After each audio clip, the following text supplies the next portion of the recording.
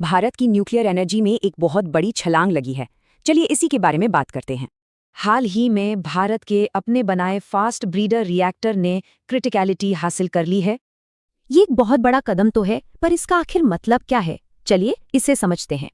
तो सबसे पहले ये टेक्नोलॉजी है क्या? फास्ट ब्रीडर रिएक्टर यानी PFBR। ये एक एडवांस रिएक्टर है और इसकी एक बहुत खास बात है। इसकी सबसे बड़ी खासियत, ये जितना फ्यूल यूज करता है उससे कहीं ज्यादा बना देता है। शुरुआत में इसमें uranium plutonium mix oxide fuel का इस्तेमाल होता है और फिर ये यूरेनियम 238 से नया न्यूक्लियर फ्यूल बना लेता है। मतलब सबसे जरूरी बात यह है कि ये टेक्नोलॉजी अपना फ्यूल खुद ही बना लेती है।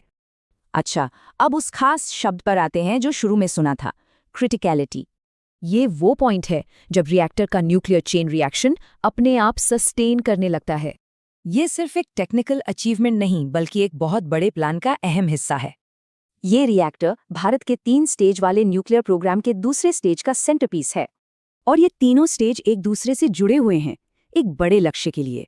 पहला चरण दूसरे चरण के लिए, यानी हमारे ब्रीडर रिएक्टर के लिए ईंधन तैयार करता है, और दूसरा चरण फिर तीसरे स्टेज यानी थोरियम बेस्ड रिएक्टर्स के लिए रास्ता साफ करता है। तो दुनिया में ये कितनी बड़ी बात है, चलिए देखते हैं।